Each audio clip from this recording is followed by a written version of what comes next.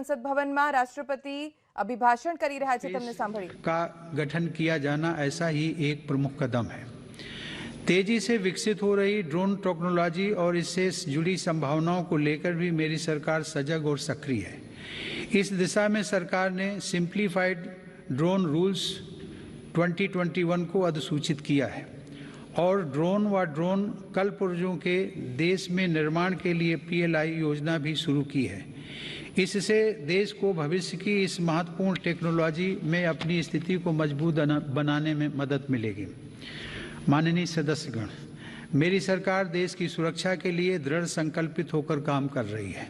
सरकार की नीतियों की वजह से डिफेंस सेक्टर में, विशेषकर रक्षा उत्पादन में देश की आत्मनिर्भरता लगातार बढ़ रही है। वर्ष 2020-21 में सैन्य बलों के आधुनिकीकरण के लिए जो भी स्वीकृतियां प्रदान की गईं, उनमें 87% उत्पादों में मेक इन इंडिया को प्राथमिकता दी गई।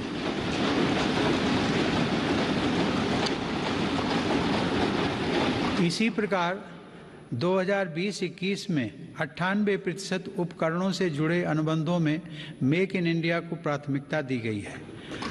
हमारी सेनाओं ने 209 ऐसे साजो सामान की सूची भी जारी की है जिन्हें अब विदेश से नहीं खरीदा जाएगा।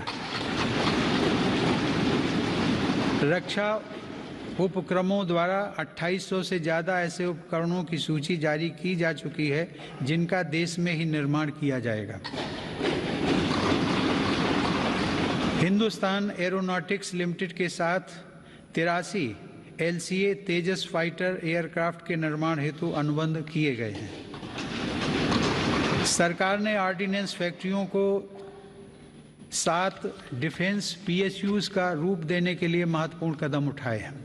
इसके अलावा रक्षा क्षेत्र में प्राइवेट सेक्टर और स्टार्टअप्स को तेजी से बढ़ावा देने के लिए भी सरकार प्रतिबद्ध है। हमारा लक्ष्य है कि हमारी सेनाओं की जरूरत का सामान भारत में विकसित हो तथा भारत में ही निर्मित हो। माननीय सदस्यगण, तेजी से उभरते वैश्विक परिवेश में भारत ने अपने राजनयिक संबंधों को बेहतर बनाते हुए अपनी स्थिति को मजबूत किया है। अगस्त 2021 में भारत ने संयुक्त राष्ट्र सुरक्षा परिषद की अध्यक्षता की और इस दौरान कई अभूतपूर्व निर्णय लिए गए। भारत की अध्यक्षता में ही सुरक्षा परिषद ने पहली बार समुद्री सुरक्षा के विषय पर अपने एजेंडा आइटम के अंतर्गत समग्र रूप से विचार विमर्श किया। संयुक्त राष्ट्र सुरक्षा परिषद ने इस विषय पर पहली बार एक प्रेसिडेंशियल स्टेटमेंट को सर्वसम्मति से अडॉप्ट भी किया। हमने अपने पड़ोसी देश अफगानिस्तान में अस्थिरता और नाजुक हालात को भी देखा है।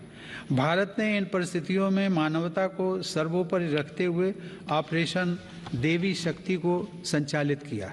हमने अनेक चुनौतियों के बावजूद हमारे कई नागरिकों और कई अफगान हिंदू सिख अल्पसंख्यकों को काबुल से सफलतापूर्वक एयरलिफ्ट किया। हम उन कठिन हालात के बीच से पवित्र गुरु ग्रंथ साहिब के 2 स्वरूपों को भी सुरक्षित भारत लेकर आए। मानवता की दृष्टि से भारत अफगानिस्तान में मेडिकल सप्लाई और अनाज पहुंचाने में भी मदद कर रहा है। माननीय सदस्यगण, वर्तमान समय में जलवायु परिवर्तन पूरे विश्व के सामने बड़ी चुनौती है। भारत इस विषय पर एक जिम्मेदार वैश्विक आवाज बनकर उभरा है। COP26 शिखर सम्मेलन में मेरी सरकार ने घोषणा की है कि वर्ष 2030 तक भारत अपने कार्बन उत्सर्जन को 1 बिलियन टन से घटा देगा। भारत ने साल 2070 तक नेट जीरो उत्सर्जन वाली अर्थव्यवस्था का लक्ष्य भी रखा है। भारत ने विश्व समुदाय को साथ लेकर green grid initiative one sun one world one grid की पहल भी की है। यह global interconnected solar power grid का पहला अंतर्राष्ट्रीय नेटवर्क बन रहा है। पर्यावरण को लेकर हमारे बड़े लक्ष्य और साहसिक संकल्प प्रकृति के प्रति हमारी संवेदनशीलता को दर्शाते हैं। माननीय सदस्यगण, मेरी सरकार भारत की प्राचीन विरासत को संरक्षित, समृद्ध और सशक्त करना अपना दायित्व समझती है। यह गौरव की बात है कि धौलावीरा की हड़प्पा साइट और तेलंगाना स्थित 13वीं शताब्दी के काकतीय रुद्रेश्वर रामप्पा मंदिर को यूनेस्को विश्व धरोहर स्थल घोषित किया गया। प्रयागराज कुंभ मेले के बाद यूनेस्को की अमूर्त सांस्कृतिक विरासत सूची में कोलकाता की प्रतिष्ठित दुर्गा पूजा को भी शामिल किया गया। सरकार की यह भी प्राथमिकता रही है कि भारत की अमूल्य धरोहरों को देश में वापस लाया जाए।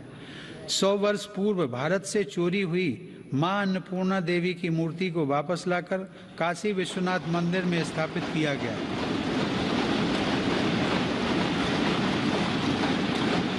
दुनिया के अलग अलग देशों से ऐसी ही कई ऐतिहासिक धरोहरें आज भारत में वापस लाई जा रही हैं। हम सब जानते हैं कि विरासत और पर्यटन का एक दूसरे से गहरा नाता है। इसीलिए आज एक और भारत की आध्यात्मिक विरासत को फिर से जीवंत किया जा रहा है, तो साथ ही तीर्थयात्रियों और पर्यटकों के लिए आधुनिक सुविधाएं और इंफ्रास्ट्रक्चर का विकास भी हो रहा है। मेरी सरकार की स्वदेश दर्शन एवं प्रसाद योजनाएं इसमें बड़ी भूमिका निभा रही हैं। गोवा के 60वें मुक्ति दिवस के अवसर पर फोर्ट अगुआडा जेल परिसर में स्मारक का जीर्णोद्धार करके उसका उद्घाटन किया गया है। यह गोवा मुक्ति संग्राम के सेनानियों के अविस्मरणीय संघर्षों का स्मारक है। माननीय सदस्यगण, आज़ादी के अमृतकाल में एक भारत श्रेष्ठ भारत के हमारे संकल्प के आधार पर आज लोकतांत्रिक मूल्यों के साथ विकास के नए अध्याय लिखे जा रहे हैं। जो राज्य और क्षेत्र उपेक्षित छूट गए थे, आज देश उनके लिए विशेष प्रयास कर रहा है। जम्मू कश्मीर और लद्दाख क्षेत्र में विकास के नए युग का आरंभ इसका एक बड़ा उदाहरण है। मेरी सरकार ने जम्मू कश्मीर के औद्योगिक विकास के लिए लगभग 28,000 करोड़ रुपए की लागत से नई सेंट्रल सेक्टर स्कीम शुरू की है।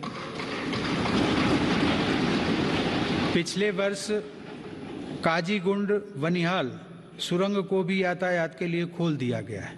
श्रीनगर से शारजाह तक की अंतर्राष्ट्रीय उड़ानें भी शुरू हो गई हैं।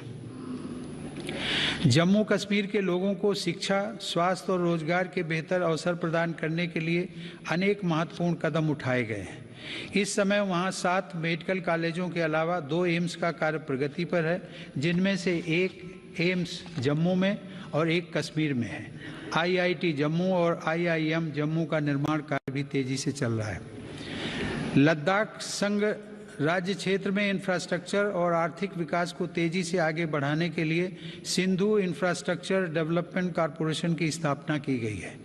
लद्दाख की इस विकास यात्रा में एक और उपलब्धि सिंधु सेंट्रल यूनिवर्सिटी के रूप में जुड़ रही है। माननीय सदस्यगण, मेरी सरकार पूर्वोत्तर के सभी राज्यों अरुणाचल प्रदेश, असम, मणिपुर, मेघालय, मिजोरम, नागालैंड, सिक्किम और त्रिपुरा के सतत विकास के लिए प्रतिबद्ध है। इन राज्यों में हर स्तर पर बुनियादी और आर्थिक अवसरों का विकास किया जा रहा है। रेल और हवाई कनेक्टिविटी जैसी सुविधाओं का सपना पूर्वोत्तर के लोगों के लिए अब साकार हो रहा है। यह देश के लिए गर्व का विषय है कि पूर्वोत्तर राज्यों की सभी राजधानियां मेरी सरकार के प्रयास से अब रेलवे के नक्शे पर आ रही हैं। पेट्रोल डीजल पुरावता केम सावधानी राखवी छे जरूरी। केवी रीते थाय छे पेट्रोल पंप पर गोलमाल। पेट्रोल डीजल में कटकी थाय छे त्यारे हूँ तो बोलीश में रात्रे 8 वागे थशे तेलना खेलनो पर्दाफाश।